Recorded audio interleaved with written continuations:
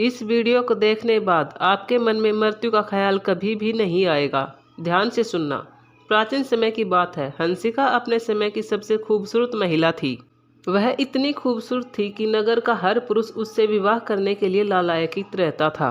राजा से लेकर व्यापारी हर कोई हंसिका को पाना चाहता था। हंसिका के लिए शादी के प्रस्तावों के ढेर लग गए। इतने सारे विवाह प्रस्तावों की वजह से हंसिका के माता पिता बड़ी दुविधा में फंस गए थे। अगर हंसिका के लिए किसी एक को उसके माता पिता चुनते तो नगर के बाकी पुरुष खफा हो जाते। नगर में अशांति तक फैल सकती थी। जब हंसिका की खबर वहां के राजा तक फैली तो राजा ने तथा उसके मंत्रियों ने यह तय किया कि नगर की शांति के लिए, सभी की खुशी के लिए यह जरूरी है कि हंसिका को नगर वधू यानी वेश्या बना दिया जाए। हंसिका पूरे नगर की दुल्हन बन गई, जिसे अब हर किसी से प्यार करना था। हंसिका को नगर वधू बनाने से वहां के लोग तो खुश हो गए, लेकिन इस तरह से हंसिका अपनी ही खूबसूरती का शिकार बन गई। उसे सिर्फ 7 साल तक ही नगर वधू बनाया गया। 7 साल बाद उसे सामान्य जीवन जीना था, क्योंकि लोगों का मानना था कि हंसिका की खूबसूरती समय के साथ ढल जाएगी। इससे अच्छा है इसे सिर्फ 7 साल तक ही नगर वधू बनाया जाए। उसके बाद किसी दूसरी लड़की को नगर वधू के लिए चुनाव किया जाए।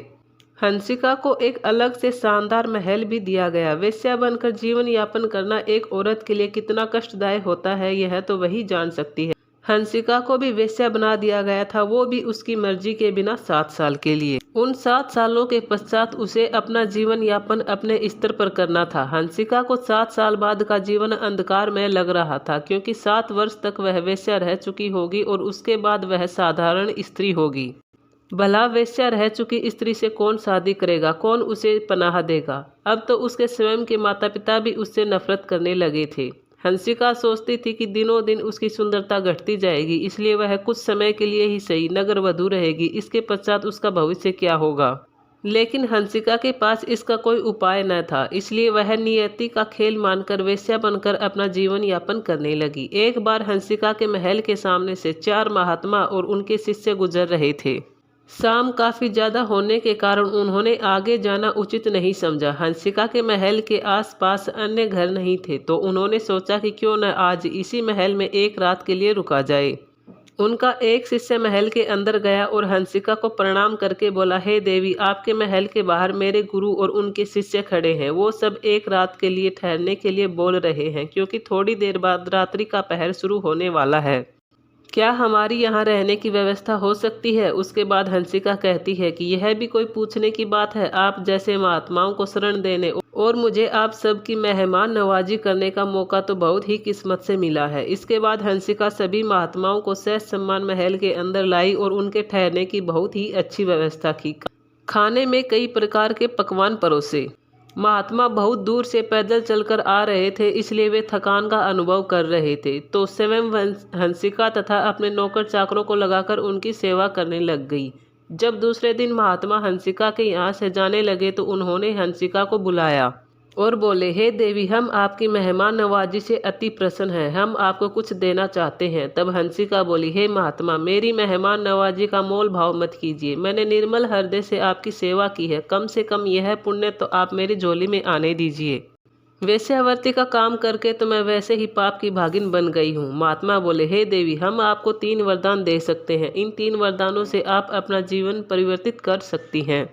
हंसिका बोली, हे महात्मा, मेरा भविष्य तो अंधकार में है। कुछ सालों बाद मैं घर की रहूंगी ना घाट की। हर कोई मुझसे नफरत करेगा। यदि आप मुझे वरदान ही देना चाहते हैं तो पहला वरदान यह दीजिए कि मैं जब तक जिंदा रहूं तब तक मेरा यौवन बरकरार रहे, ताकि 7 साल बाद मुझे नगर वधू के पद से हटाया नहीं जाए और मैं समाज में रहने को मजबूर ना हूँ। महात्मा बोले, हे देवी, ऐसा ही होगा। आप कभी भी वृद्ध नहीं होंगी। अब आप अपना दूसरा वरदान मांगो। तब हंसिका कुछ सोचने के बाद बोली कि नगर के लोगों का मेरे सौंदर्य के प्रति आकर्षण कम ना हो, अर्थात मैं अपने जीवन यापन के लिए पैसे नगरवासियों से लेती रहूं। महात्मा बोले, हे देवी, बिल्कुल आपकी इच्छा अनुसार होगा। अब आप अपना आखिरी वरदान मांगिए। तब हंसिका बोली कि हे महाराज, सामने पड़ी कुर्सी पर जो कोई भी बैठेगा वह मेरी मर्जी के बिना वहां से उठ ना सके। महात्मा जी ने तथास्तु कहा और वहां से चले गए। अब हंसिका अपनी जिंदगी में खुशी खुशी रहने लगी। उसे सदा के लिए नगर वधू बना दिया गया। नगर के लोगों का हंसिका के प्रति आकर्षण ज्यों का त्यों बना हुआ था। उसके पास लोगों का आना जाना लगा ही रहता था। हंसिका के हम उम्र के लोग वृद्ध हो चले तो कई मृत्यु को प्राप्त हो गए, लेकिन हंसिका का यौवन वैसा का वैसा था। उसकी सुंदरता में रत्ती भर भी कमी नहीं आई थी। एक दिन यमराज हंसिका के पास आया और बोला कि हे वेश्या, तुम्हारी आयु पूरी हो चुकी है, अब तुम्हें मेरे साथ चलना होगा। हंसिका इस स्थिति के लिए पहले से ही तैयार थी। वो यमराज से कहती है, हे देव, आप यहाँ कुछ देर के लिए बैठ जाइए ताकि मैं अपने वस्त्र आभूषण जला दूं, यहाँ तक कि मैं अपना वजूद भी मिटा दूं, ताकि कोई दूसरी स्त्री मेरी तरह नरक का जीवन ना जिए। हंसिका एक कुर्सी की ओर इशारा करके बोली, हे देव, आप इस पर विराजित हो जाइए, मैं आपके साथ चलने को तैयार हूँ, बस मुझे केवल 2 मिनट का समय दीजिए। जैसे ही यमराज उस कुर्सी पर बैठता है तो हंसिका जोर जोर से हंसने लगती है, क्योंकि हंसिका ने यमराज को उसी कुर्सी पर बैठाया था जिसके लिए महात्मा जी ने वरदान दिया था। हंसिका बहुत ज़्यादा जोर से ठहाके लगाकर हंसने लगी और यमराज से कहती है कि इस कुर्सी पर बैठने वाला मेरी मर्जी के बिना नहीं उठ सकता, अब आप मुझे यमपुरी कैसे लेकर जाओगे। हंसिका यमराज का उपहास उड़ाती हुई वहां से चली जाती है और अपने नौकर चाकरों से एक मुर्गा मंगवाती है और सोचती है कि आज तो खाने में मुर्गा मैं स्वयं पकाकर खाऊंगी। जैसे ही हंसिका मुर्गे को काटती है, मुर्गे की गर्दन फिर से जुड़ जाती है। हंसिका ने मुर्गे को अलग अलग जगह से काटा, लेकिन कुछ ही समय पश्चात मुर्गा फिर से जुड़ जाता, क्योंकि यमराज जी को तो हंसिका ने वहां कैद कर रखा था। इस कारण से पूरी दुनिया में किसी की भी मृत्यु उस वक्त नहीं हो रही थी। हंसिका ने मुर्गे को छोड़कर बकरा लाने का आदेश दिया। हंसिका ने सोचा, क्या हुआ, जो मुर्गे को पकाकर नहीं खा पाई तो आज बकरे को पकाकर खाऊंगी। जैसे ही हंसिका ने बकरे की गर्दन काटी, मुर्गे की भांति बकरे की गर्दन भी कुछ समय पश्चात वापस जुड़ गई। हंसिका ने बार बार बकरे को काटा, लेकिन बकरा मरने का नाम ही नहीं ले रहा था। अब हंसिका को समझ आ चुका था कि बकरा व मुर्गा क्यों नहीं मर रहे। हंसिका सोचने लगी कि इस दुनिया में तो किसी की भी मृत्यु होना अब नामुमकिन है। हंसिका को मरने की बिल्कुल भी इच्छा नहीं थी। उसने सोचा कि चलो मैं दाल चावल और प्राकृतिक चीज़ें खाकर ही गुजारा कर लूँगी, लेकिन मैं मरूंगी नहीं, क्योंकि यदि मैं मर गई तो मेरे पापों की वजह से यमराज मुझे नरक में डालेंगे, नरक की सज़ा पाऊंगी। इससे बेहतर है मैं यहीं पृथ्वी पर ही रह लूं। फिर उसने दाल चावल और प्राकृतिक चीज़ें खाना शुरू कर दिया। यमराज जी को उस कुर्सी पर बैठे करीब करीब 1 वर्ष बीत गया था। पूरी दुनिया में तबाही का मंजर था, क्योंकि किसी की भी मृत्यु न होने के कारण आसमान पूरी तरह से मच्छर मक्खियों से काला पड़ गया था। पृथ्वी पर तितलियां, मधुमक्खियां तथा छोटे बड़े जानवर बहुत ज़्यादा हो गए थे, जिस कारण से खेत खलियान की सभी फसलें खत्म हो चुकी थी। पूरी पृथ्वी पर बहुत ज़्यादा जहरीले सांप पैदा हो गए थे। वे लोगों को चोट पहुंचाने लगे थे। शेर, चीता, बाघ आदि ने भी लोगों का जीना मुश्किल कर दिया था। हंसिका भी ये सब देख रही थी, लेकिन वह मृत्यु के भय से यमराज को आज़ाद नहीं करना चाहती थी। उसे बार बार अपनी मृत्यु का ख्याल आने लगता। एक दिन एक संत हंसिका के महल में आते हैं। वो संत बहुत ही पहुँचे हुए थे।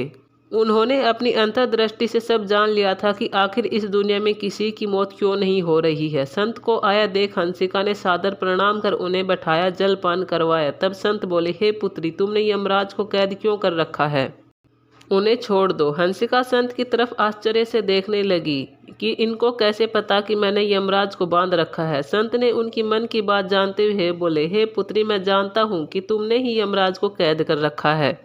तब हंसिका बोली, हे महाराज, आप ये जानते हैं कि यमराज ने मैंने ही कैद कर रखा है, तो यह भी जानते होंगे कि मैंने क्यों कैद कर रखा है। हे महात्मा, मुझे मृत्यु से डर लगता है, मैं मरना नहीं चाहती। तब वो संत बोले, हे पुत्री, मैं तुम्हें एक बात कहना चाहता हूँ, उसके बाद तुम स्वयं निर्णय करना कि तुम्हें यमराज को कैद से मुक्त करना चाहिए या नहीं। संत बोले, एक बार की बात है, एक राजा शिकार करने जंगल गया था, लेकिन राजा इस दौरान महल का रास्ता भटक गया। थोड़ी दूर चलने पर उसे झोपड़ी नजर आई। उसमें बीमार बहेलिया रहता था। झोपड़ी बहुत ही गंदी थी। बहेलिया ने झोपड़ी में ही एक और मल मूत्र त्यागने का स्थान बनाया हुआ था और झोपड़ी में दूसरे स्थान पर रहने के लिए और अपने खाने के लिए मांस का टुकड़ा टाका हुआ था। मांस और मल मूत्र की वजह से झोपड़ी से अत्यंत दुर्गंध आ रही थी। रात्रि का समय था और जंगल में बहुत ही खूंखार जानवर रहते थे। ऐसे में राजा के पास झोपड़ी में रात बिताने के अलावा कोई दूसरा विकल्प नहीं था।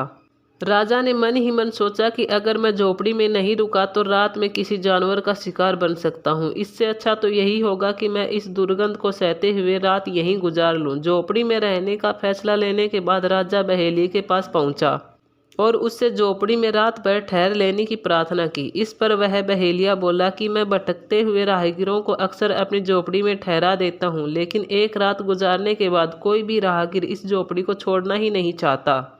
अब मैं इस झंझट में नहीं पड़ना चाहता, इसलिए मैं आपको नहीं ठहरा सकता। बहेलिये की बातें सुनकर राजा ने सोचा कि भला कौन दुर्गंध से भरी झोपड़ी में रहना चाहेगा। मेरे लिए तो यहाँ एक रात रुक पाना ही मुश्किल है। यह सोचने के बाद राजा ने बहेलिये से वादा किया कि वह सुबह होते ही झोपड़ी को खाली कर देगा, जिसके बाद बहेलिये ने राजा को झोपड़ी में रहने की अनुमति दे दी। लेकिन रात होने पर राजा को उस झोपड़ी की दुर्गंध अच्छी लगने लगी और परिणाम स्वरूप सुबह होते ही राजा अपने वचन को भूल गया।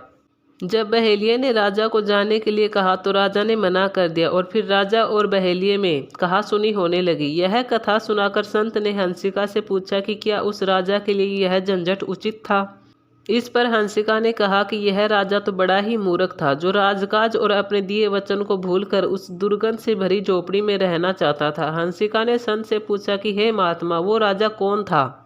फिर संत ने हंसिका को बताया कि वो राजा कोई और नहीं बल्कि आप ही हैं, जो इस मलमूत्र की कोठरी यानी देह में रहना चाहते हैं। आपकी आत्मा को जितना इस देह में रहना था वह रह चुकी, क्योंकि आपकी आत्मा की इस देह में रहने की अवधि पूरी हो चुकी है। अब आपकी आत्मा को दूसरे लोक में जाने का समय आ गया है, लेकिन आप तो इस बात से भयभीत हो रही हैं। आपने इस जन्म में इसी देह से कितने ही बुरे कर्म किए हैं, फिर भी आप इस देह को छोड़ने से डर रही हैं। अब आप इस देह को छोड़िए और कर्म सिद्धांत का पालन कीजिए और खुशी खुशी अपने कर्मों का फल भुगतिए। दूसरे लोक में जाकर पुण्य करने के दूसरे अवसर प्राप्त कीजिए। इतना सुनकर हंसिका की आंख खुल गई और वह खुशी खुशी यमराज को बंधन मुक्त करने के लिए चली गई। जैसे ही हंसिका ने यमराज को बंधन मुक्त किया, यमराज के गुस्से की कोई सीमा ही नहीं थी। वह गुस्से में हंसिका को यमलोक लेकर गए। मित्रों, अंत में यही कहना है कि जन्म और मरण एक ही सिक्के के दो पहलू हैं। ऐसा कहा जाता है जब कोई मनुष्य इस संसार में पैदा होता है तो उसके संसार से जाने का समय और दिन भी पहले से ही निश्चित होता है। यही भगवान श्री कृष्ण ने कहा है कि मनुष्य तो इस जन्म और मरण के चक्कर से मुक्त होकर परम विलीन हो जाए, इसी में सच्चा सुख विद्वान है। मित्रों, आज की इस वीडियो में बस इतना ही। अगर आपको यह वीडियो पसंद आई हो तो लाइक सब्सक्राइब जरूर करें और शेयर करें। हाँ, कमेंट करके ज़रूर बताएं कि आपको ये वीडियो कैसी लगी। धन्यवाद।